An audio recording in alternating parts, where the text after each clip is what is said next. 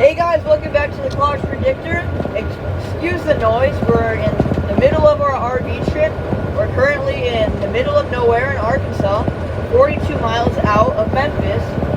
And it's going to be rough, so a lot of things will be sliding. So this video will not be perfect whatsoever, but I still got to upload something. We'll start off with shout-outs.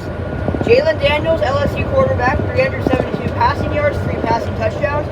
Also 234 rushing yards and 2 rushing touchdowns. He set multiple records in their win over Florida. Bo Nix, Oregon's quarterback, 4 touchdowns, 412 yards, no turnovers, clean game.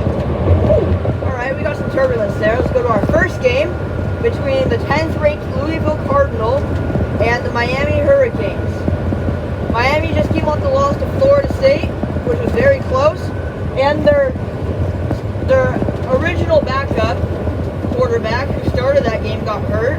So Tyler Van Dyke, Mr. Turnover, is back in the game.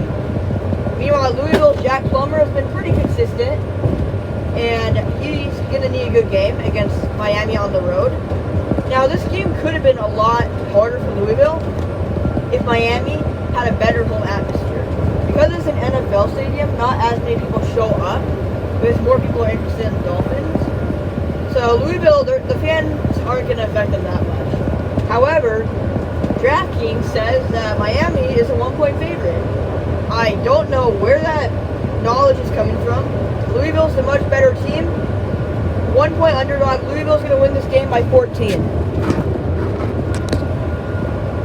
Alright, let's go to our next game, which is between two Pac-12 powerhouses.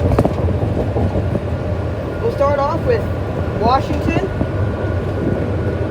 on the road at Oregon State. These are two good teams in the Pac-12. Both are still competing for a conference title, more so Washington than Oregon State. So this is a big game for Washington. They cannot fall into this trap game going into the rivalry game next weekend. I expect Washington to take care of business next week. This game could be challenging since it's on the road. I mean, Washington's offense is really good.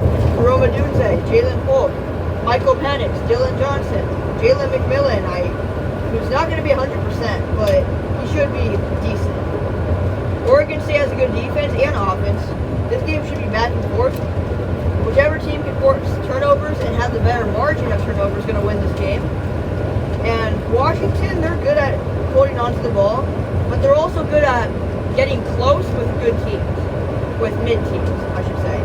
Their offense has been fine all year. Their defense, on the other hand, are letting up 30-something points to Stanford, almost losing to Arizona State. Washington cannot be a trusted team, and if they lose this game, the playoffs are pretty much decided. And Oregon State at home, they're hard to beat. I just don't see Washington losing. Oregon State is a 1-point favorite, and Washington, however, is going to win by 7. Let's go to the next game, which will be another Pac-12 game. University of Utah at the University of Arizona. Arizona now 17th ranked in the nation. No one expected them to be this good at the beginning of the year. In fact, I'm pretty sure their win total projection was 4.5. They're out here ranked higher than the back-to-back Pac-12 champions. Utah, they're falling apart recently. I mean, their losses have been good. Oregon is one of them. But Utah, they have so much higher expectations. They would be a lot better, I believe, if Cam Rising was playing. But they still have 2 good quarterbacks, Nate Johnson and Bryson Barnes, that feel that, they're going to be a running game for the rest of the year. Arizona State, some more passing offense with Jacob Cowing and Noah Fafita, who's been balling out. And I think Arizona at home, the atmosphere, this should be one of the best atmospheres of the year. Arizona's a 1-point favorite. I'm taking Arizona by a field goal. Next game, between 2 teams from the same state, a state that's more known for basketball. Kansas at home taking on Kansas State. This game I expect it to be very good. Rivalry game in Kansas. And this is the first long time where this game had hype.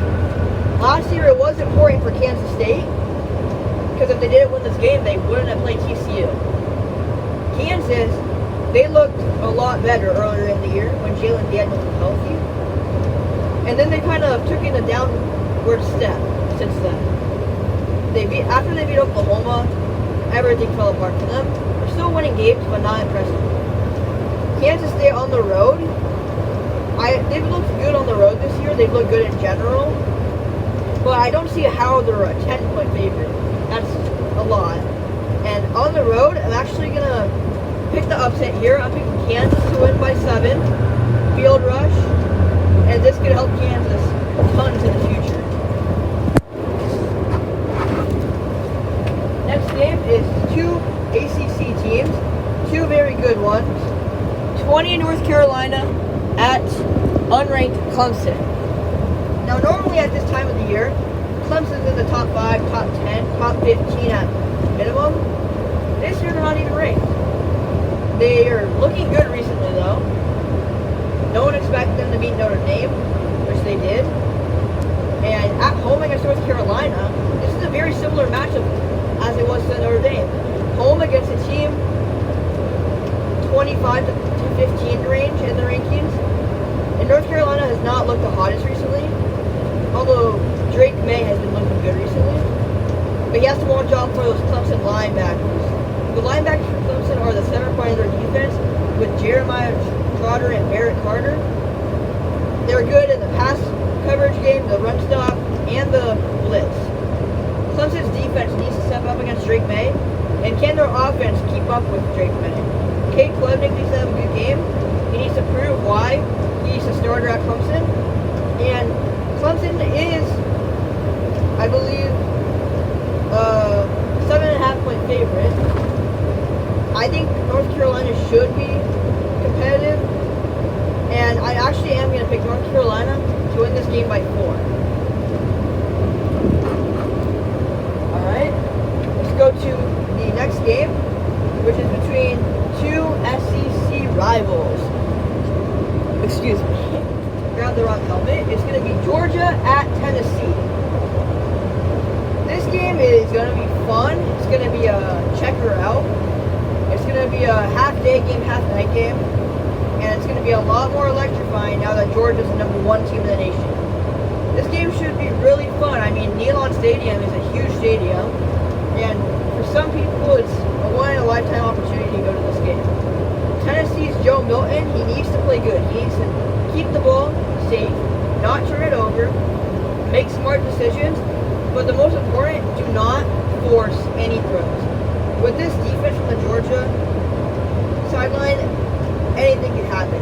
Malachi Starks, if you force anything to him, excuse me, the turbulence with the road is really tough here. It is incredibly tough to film right now, but I think it's worth it. I mean, look at the scenery around here. We're in the middle of beautiful Arkansas, on our way to a different state, which we'll be watching a football game there. Tennessee, they're not expected to win because of how dominant and consistent Georgia's been over the last years. Tennessee has not beaten Georgia in forever. If this was at Georgia, they'd have a 1% chance to win. Now they have like a 30% chance at home. Georgia, they've looked really good with their tough schedule, but that Ole Miss game showed that they're still dominant. They're still the team that won the national championship last year. And as much as I love Tennessee, and as much as I would love them to win and have a field rush, I think Georgia's just too good. 10-point favorite on the road. Georgia's going to win this game by 17. Sorry, Tennessee. Alright, that's all the FBS games, but we have to show a little love to the FCS games. Specifically, the Patriot League. We'll start off with Georgetown at Holy Cross. Now, these are the season finales for the Patriot League. Season finale for FCS. And this is big because Holy Cross is still in contention for the FCS playoffs. So they cannot afford to lose to their rival Georgetown. Holy Cross is 6-4, but they're still ranked. And if they could somehow get a lot of teams to lose, they could still make the playoffs technically. Georgetown's 5-5. They have played less games. No, they played the same games, but they want to finish with a winning record, which will be very tough against this Holy Cross team. And Holy Cross is, I believe, a favorite. I'm taking Holy Cross by 10. Next FCS game in the Patriot League, we have Lafayette at Lehigh. Lafayette, they were sitting at 8-2, looking really good, and if they win this game, will probably be a lock for the playoffs. Meanwhile, Lehigh, on the other hand, is the exact opposite, 2-8, and it's going to be 2-9 after this game. I'm taking Lafayette by 27. Big win.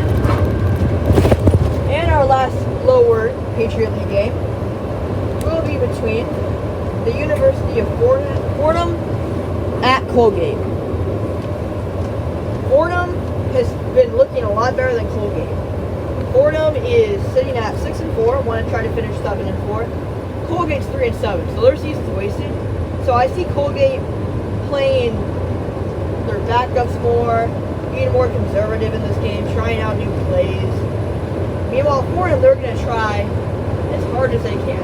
They're going to be doing the same strategy, same starters as any game they play, unlike Colgate in this game. This game is at Colgate, and I don't know as much about FCS as FBS, but I know home field advantage is normally a big thing. So I'm taking Colgate in the upset by 3. Alright, thanks for watching this game prediction show. If you enjoyed it, make sure to subscribe, drop a like, and stay tuned. In the very near future, where I'll be filming at a special location, a big stadium, and a big game. See you then.